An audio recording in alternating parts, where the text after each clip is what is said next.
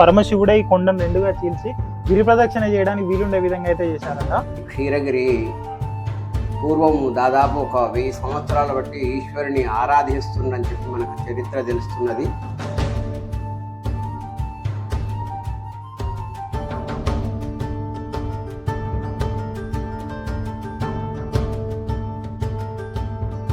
స్వయంభుగా సోమేశ్వర లక్ష్మీనరసింహస్వామి ఇద్దరు భేదం లేకుండా శివకేశవుడుగా వెలిచినటువంటి క్షేత్రం పాలకుర్తి సోమేశ్వర లక్ష్మీనరసింహస్వామి క్షేత్రం.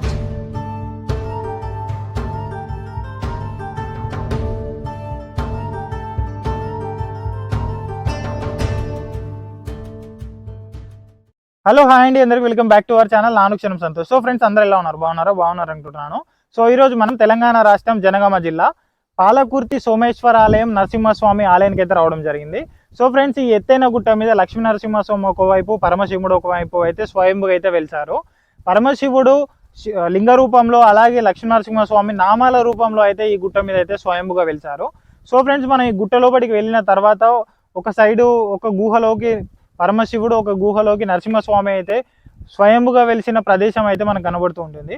సో ఫ్రెండ్స్, ఈ ఆలయంలోని మరొక ప్రత్యేకత ఏమిటంటే, ఈ గుట్ట చుట్టూ గిరి ప్రదక్షిణ చేయకుండా గుట్ట పైనే గుట్టను చీల్చి పరమశివుడు అయితే గిరి ప్రదక్షిణ చేయడానికి అయితే ఒక మార్గం అయితే ఏర్పాటు చేశారట. ఇప్పుడైతే మనం వెళ్ళి ఆ ప్రదేశం కూడా చూద్దాము. సో ఫ్రెండ్స్, ఈ ఆలయంలోని మరొక ప్రత్యేకత ఏంటంటే, అపరిశుభ్రంగా ఎవరైనా వస్తే మాత్రం తేనెటీగలు అయితే దాడి చేస్తూ ఉంటాయట. సో ఫ్రెండ్స్, ఈ ఆలయానికి అయితే రక్షక భట్టుడిగా అయితే హనుమంతుడు అయితే ఉంటారు. సో మనం ఇప్పుడు లోపలికి వెళ్ళి స్వామివారి విగ్రహం ఏ విధంగా ఉంది, స్వామివారి ప్రదేశం అక్కడ లోపల ఏ విధంగా ఉందో వెళ్ళి స్వామివారిని దర్శనం చేసుకొని అయితే వద్దాం రండి. Let's start our video.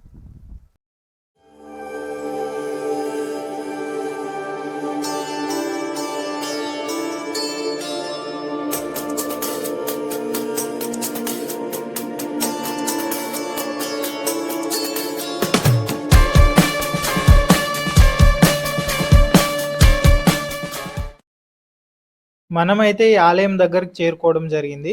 ఈ గుట్ట మీదకి అయితే ఎక్కాల్సి ఉంటుంది. ఈ ఆలయ ప్రాంగణం చూడండి, గుట్ట కింది భాగం. ఈ గుట్ట మీదకి ఎక్కాలంటే 316 మెట్లు ఎక్కాలని చెప్తున్నారు. ఈ ఎంట్రన్స్ చూడండి, స్వాగత తోరణం లాగా పిల్లర్స్ చాలా బాగున్నాయి.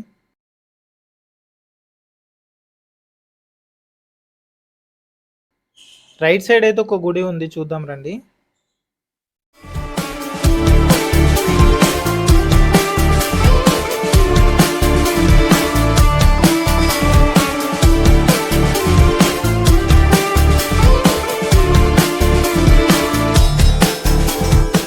శ్రీ గురుభ్యో నమః.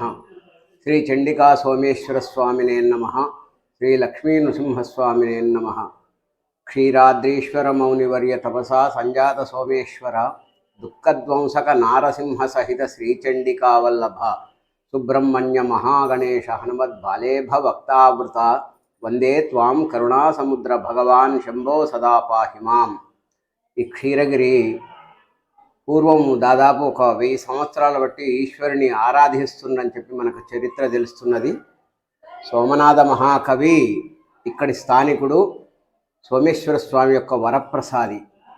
వాళ్ళ యొక్క పూర్వీకులు తల్లిదండ్రులు సంతానం లేక స్వామివారిని ఆరాధించగా ఆయన పుట్టాడని, ఆయన బాల్యం నుంచలే ఈశ్వరుని ఆరాధిస్తూ సోమనాథాస్తవాలు, పండితారాధ్య చరిత్ర, బసవ పురాణం ఇలాంటి గ్రంథాలు రాసి జాతికి అంకితం ఇచ్చాడు.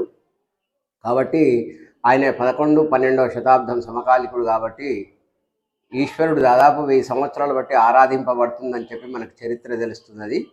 ఇక్కడ ఈశ్వరుడు శివలింగాకృతిగా మునులు తపస్సు చేయగా వెలిశాడని చెప్పి ప్రతీతి. సప్తమహర్షులు ఇక్కడ స్వామివారి యొక్క రూపాన్ని ఇక్కడ వెలవాలని వాళ్ళు కోరుకున్నప్పుడు తపస్సు చేయగా అక్కడ వెలిశాడని యోగలింగం అంటారు. ఆ యోగలింగానికే సోమేశ్వర స్వామిగా పరిగణింపబడుతున్నాడు. పూర్వం ఈ గిరికి క్షీరగిరి అనేటువంటి నామం ఉండేది. ఎప్పటికీ తెల్లటి ధార, నీళ్ల ధార వస్తూ ఉంటే దానికి క్షీరగిరి అనేటువంటి పేరు నామకరణం అయింది. ఆ తర్వాత కాలక్రమేణ పాలకురికి, ఆ తర్వాత పాలకుర్తిగా రూపాంతరం చెందింది. ఇక్కడ ఈశ్వరుడు, నృసింహస్వామి ఇద్దరు కూడా శివకేశవులకు భేదం లేదన్నట్టుగా 2 గుహలలో స్వయంభూలుగా, ఒకటి లింగాకృతిగా, ఒకరు నామాలాకృతిగా వెలిశారు. ఇక్కడ శివకేశవులకు భేదం లేదన్నట్టుగా వచ్చినటువంటి భక్తులకు గిరి చుట్టూ ప్రదక్షిణ చేసి తరించేటువంటి క్రమంలో ఒక వృద్ధురాలికి స్వప్నంలో సాక్షాత్కరించి ఎంతో వ్యయప్రయాసలకు కూడా ఒడ్డుకొని గిరి చుట్టూ తిరుగుతున్నారు, సులభమైనటువంటి మార్గాన్ని నేను ఏర్పరచుకుంటున్నాని వారు ఆ విషయం సంకల్పంతో 2023లో ఇక్కడ అమ్మవారిని ప్రతిష్ఠించడం జరిగింది. పూర్వం 1970 దాదాపు 95లో కూడా పరివార దేవతలు ఇక్కడ ఉండాలి అనేటువంటి సంకల్పంతో ధ్వజస్తంభం, గణపతి, అమ్మవారు పార్వతీమాత, నృసింహస్వామి రూపం కనపడట్లేదు కాబట్టి రూపం కూడా పెట్టాలనేటువంటి ఉద్దేశంగా 1995లో ప్రతిష్ఠించడం జరిగింది. ఆ తర్వాత మొన్న 2023లో కూడా చండికామాత ఉండాలి అనేటువంటి సత్సంకల్పంతో గుట్ట మెట్లు ఎక్కేటువంటి మార్గంలో చండికా అమ్మవారిని ప్రతిష్ఠించడం జరిగింది. పరివార దేవతలు ఇంకా కూడా సుబ్రహ్మణ్యేశ్వర స్వామి ఉండాలని, నవగ్రహాలు ఉండాలని, నవగ్రహాలు కూడా గతంలోనే ఆ 95 ప్రాంతాన్ని ప్రతిష్ఠించడం జరిగింది. ఇక్కడ క్షేత్రపాలకుడుగా ఆంజనేయ స్వామి ఉంటాడు. ఎవరైనా కూడా స్వామివారి సన్నిధానానికి రాగానే స్వామివారిని క్షేత్రపాలకునిగా ఉన్నటువంటి ఆంజనేయ స్వామిని దర్శించుకొని ఆ తర్వాత శుచి అయి గుట్ట మీదకి వెళ్తూ ఉంటారు. అభిషేకాలు, అర్చనలు, నరసింహస్వామికి అర్చనలు, స్వామివారికి అభిషేకాలు జరుగుతూ ఉంటాయి. ఇక్కడ విశేషంగా శ్రావణ మాసంలో 1,00,000 బిల్వార్చన, 1,00,000 కుంకుమార్చన, చండీయాగం ఇలాంటి కార్యక్రమాలు నిర్వహిస్తాము. ఆ తర్వాత కార్తీక మాసంలో మాసం మొత్తం కూడా శివకేశవులకు ప్రీతికరమైనటువంటి మాసం కాబట్టి ఈశ్వరుడికి అభిషేకాలు, స్వామివారికి నరసింహస్వామికి అర్చనలు ఇలాంటి కార్యక్రమాలన్నీ కూడా నిర్వహిస్తూ ఉంటాము.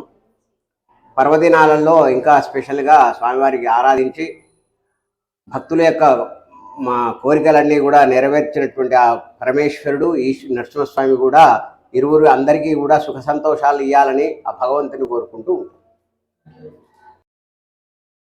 మొత్తానికి మనం ఈ పాలకుర్తి సోమేశ్వర నరసింహస్వామి గుట్ట మీదకి అయితే రావడం జరిగింది. దాదాపు 300 అడుగుల ఎత్తులో ఉన్నాం మనం. చూడండి పైనుండి చూస్తే ఆలయ పరిసర ప్రాంతాలు ఏ విధంగా ఉన్నాయో.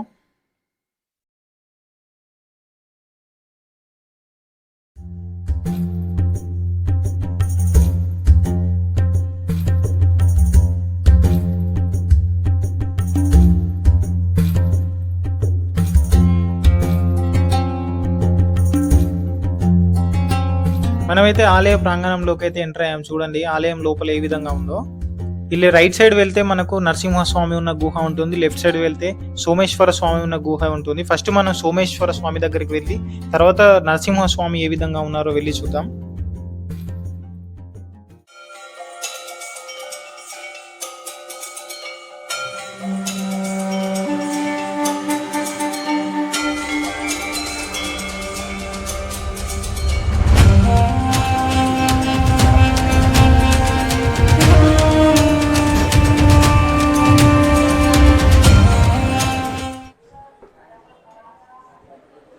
ఇదేనండి నరసింహస్వామి వారు ఉన్న గుహ. ఇదే రండి చూద్దాం. ఉగ్రం వీరం మహావిష్ణు జలమూల విరాట్ మీద గరుడ వాహనం, వీరముని వాహనం మీద గరుడ వాహనము స్వయంగా మూల విరాట్ లోపల దీపం పెట్టాను చూడండి, అక్కడ మూల విరాట్ అక్కడ నిలిచాను. అది అమ్మవారును అని ఇద్దరు స్వయంభుగా సోమేశ్వర లక్ష్మీనరసింహస్వామి ఇద్దరు భేదం లేకుండా శివకేశవుడుగా వెలిచినటువంటి క్షేత్రం పాలకుర్తి సోమేశ్వర. ఆలయం నుంచి బయటికి రాగానే మనకైతే పైకి స్టెప్స్ కనబడుతూ ఉంటాయి. ఆలయం లోపలికి ఎంట్రన్స్ ఉన్న ఎగ్జిట్ ఒకటేనండి.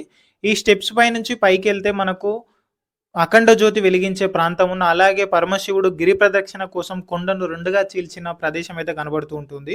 ఇక్కడ ఈ చెట్టుకు చూడండి, భక్తులు కోరికలు నెరవేరిన తర్వాత అయితే ఇలా ముడుపులు అయితే కడుతూ ఉంటారు. అంటే ఇంతమందికి అయితే కోరికలు నెరవేరుతున్నాయని అయితే చెప్పవచ్చు. పైకి అయితే వెళ్దాం రండి.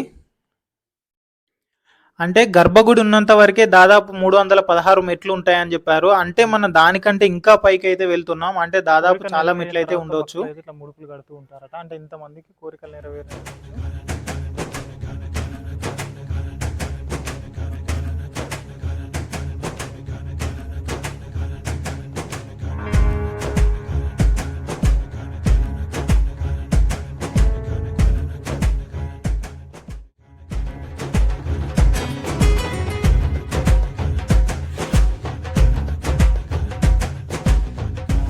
సో ఇదైతే గిరి ప్రదక్షిణ చేయడానికి అయితే బండను రెండుగా చీల్చారని అయితే మనకి ఇక్కడైతే చెప్తున్నారు.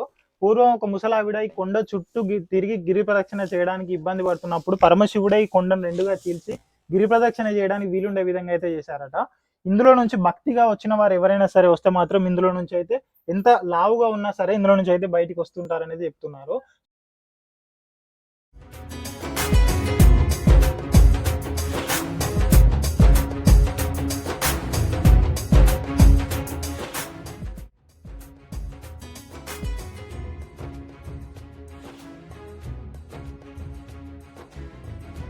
ఫ్రెండ్స్, ఇక్కడ నుంచి మనం ఇంకా కొంచెం పైకి ఎక్కిన తర్వాత మనకి ఇక్కడ అఖండ జ్యోతి వెలిగించే ప్రాంతం అయితే కనబడుతుంది. భారతదేశంలో అతిపెద్ద 3వ అఖండ జ్యోతి వెలిగించే ఆలయంగా అయితే ఈ పాలకుర్తి సోమేశ్వర నరసింహస్వామి ఆలయం అయితే చెప్తూ ఉంటారు. సో ఫ్రెండ్స్, ఇలాంటి మంచి మంచి వీడియోస్ మన ఛానల్ ఇంకా వస్తూనే ఉంటాయి. మన ఛానల్ ఇంకెవరైనా సబ్స్క్రైబ్ చేసుకుని వాళ్ళు ఉంటే తప్పకుండా సబ్స్క్రైబ్ చేసుకోండి.